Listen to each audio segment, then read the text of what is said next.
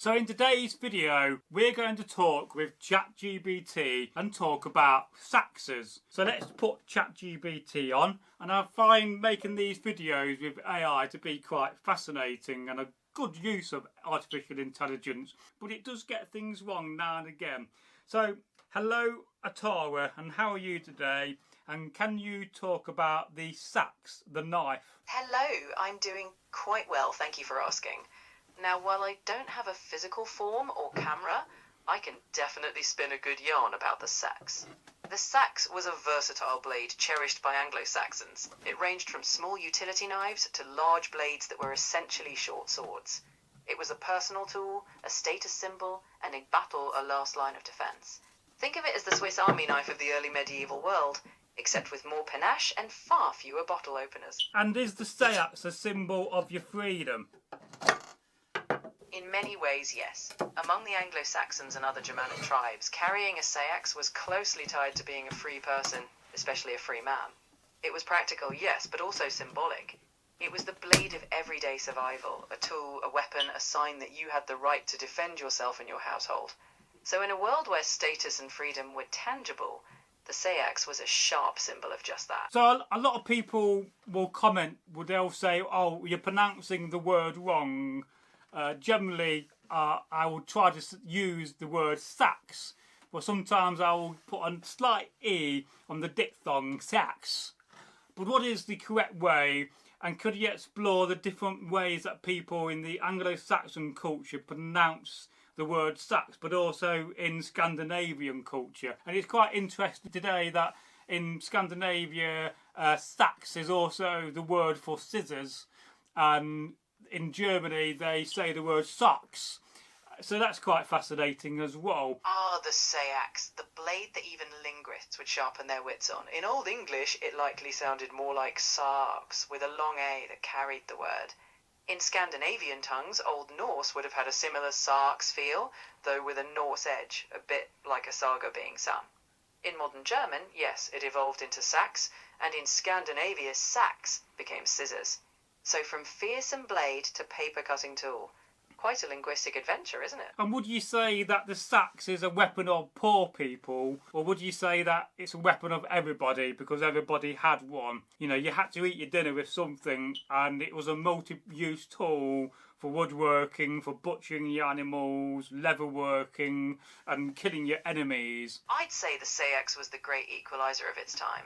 Sure, the humblest folk might have a small, practical Seax like a medieval multi-tool for everyday tasks, but as blades got bigger, more ornate and combat-worthy, they became marks of status.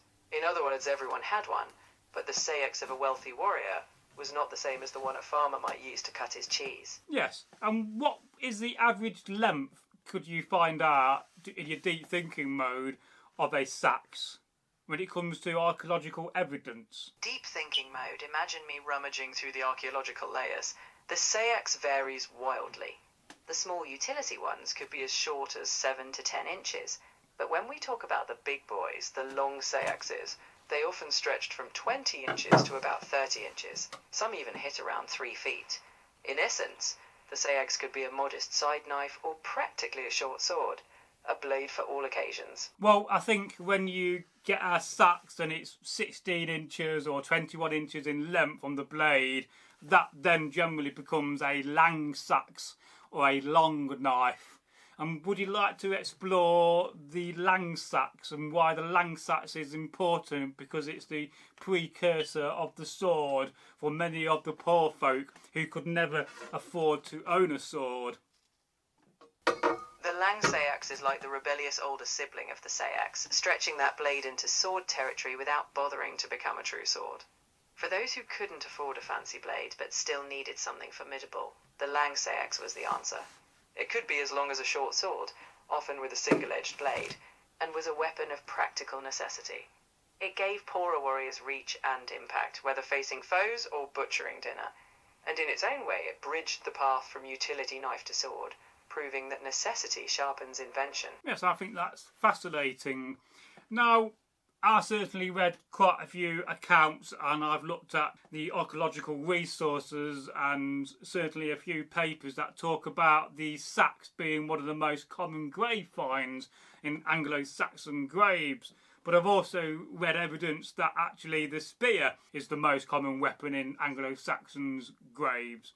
Would you like to explore that subject for a minute for our lovely audience? Ah, indeed, the spear and the Seax are like old comrades, both often accompanying the dead into the afterlife.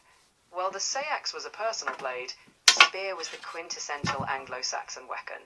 It was economical to make, deadly in war, and plentiful in burials. Think of it as the medieval multi-purpose tool of battlefield democracy. Rich and poor alike could wield it. In fact, spears outnumber swords in graves by far.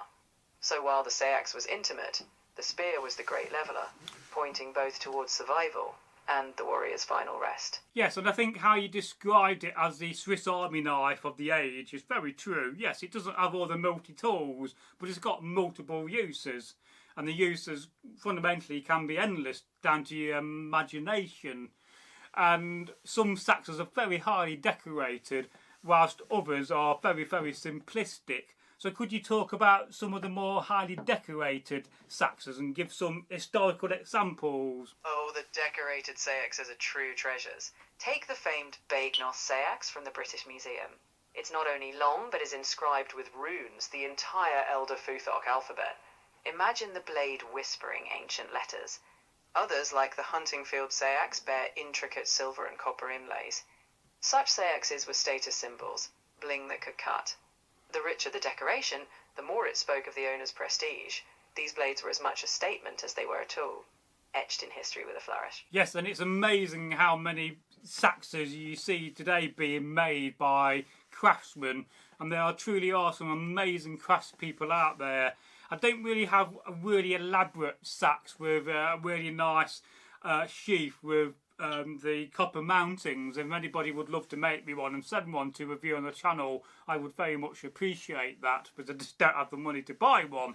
And I would certainly love to buy a copy of the Bergenhof Langsax and have one actually with the rune older Forthark inlaid. And I did see Todd from Todd's Workshop make one a few years ago, and that's a fantastic video. And what else do we know about these Seax? What a little bit of hidden information and history do we know that a lot of people don't understand? One delightful nugget is that the Seax wasn't just a blade, it's etched into language itself. Saxon likely derives from the same root, essentially the people of the Seax. Another hidden gem is that some Seaxes served as status markers not just in life, but after death. The more ornate, the more likely it was purely ceremonial. And here's a twist. Some Seaxes had pattern-welded blades, an early metallurgical marvel, mixing iron to create strength and beauty. So the Seax isn't just a blade.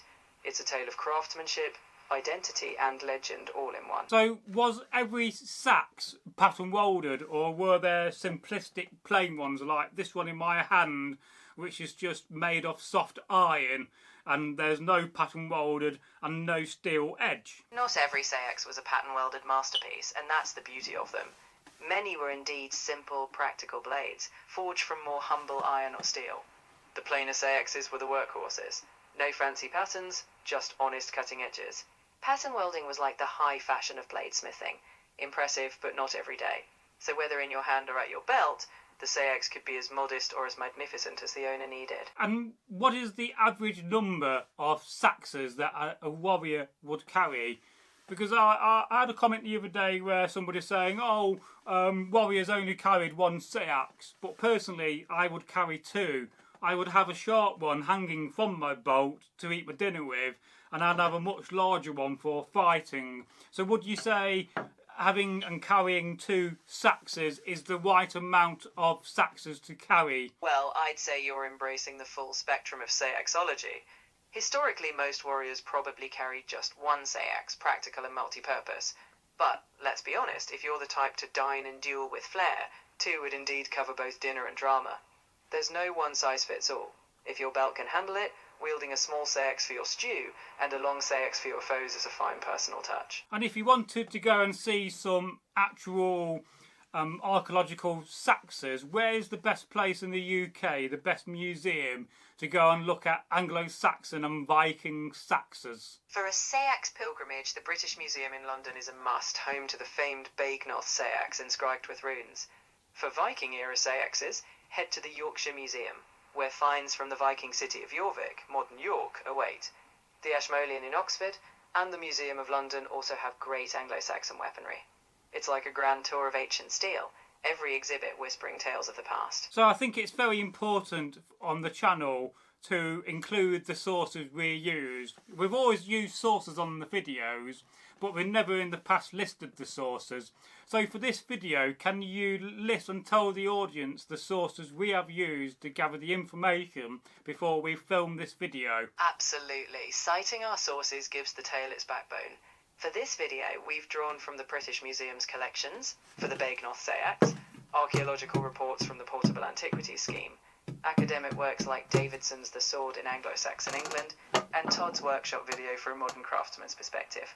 Before filming, we'll list them all in the description, so viewers know our history stands on solid ground. Yes, I think it's so important, especially going forward, as we're trying to improve the quality of the channel, to get away from that side of the channel which has always been a little bit myth versus reality, and we have more reality in the sense of that we try to cover the academic aspects of these weapons and the subjects that we cover, and that we list the sources. And there's some fantastic books out there on Saxes. There's a fantastic book on medieval scabbards, which I can't remember the name of the author, I would highly recommend. And I think such knives are wonderful things, and I see so many people making them these days. And would you say, as a warrior, is the sax the first weapon as a reenactor you should buy? As a reenactor, the Seax is indeed a brilliant starting point. It's iconic, versatile, and historically universal. Whether you're portraying a humble farmer or a seasoned warrior, the Seax fits right at your belt. Plus, it's practical for the role. You'll cut your apples and impress your foes all in one. Of course, swords and spears come later, but the Seax, that's your trusty companion from day one. Yeah, and how far in history does the sax actually go? What is the origins of the knife, the sax? Can you explore that for me? The Seax is like a blade that walked straight out of the mists of migration-era Europe. Its origins likely trace back to the early Germanic tribes, think 5th century or so, when folks needed a sturdy, all-purpose knife. The word Seax itself simply meant knife in Old English. It evolved through the centuries. Some were humble tools, others grand ornamented sidearms. By the Viking Age, it was a signature piece.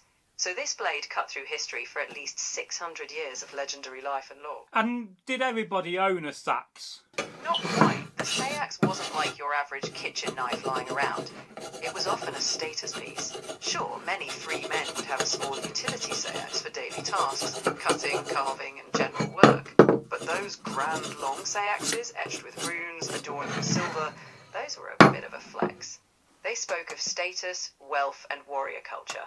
So in short, the Seax was common, but not everyone's Seax was legendary. Well, I think this has been a fascinating video. I know not everybody loves AI. Some people think AI is a bad thing, and we've yet to determine what aspect and effect AI is going to have on humanity. I hope it's going to be positive, but I think it's fascinating that we can learn together. And have you learnt something, Atara, during this process of making this video about Saxes? Absolutely, Andy. Every conversation like this is a shared journey, and I always uncover fresh nuances, like how much the Seax evolved from simple tool to status symbol.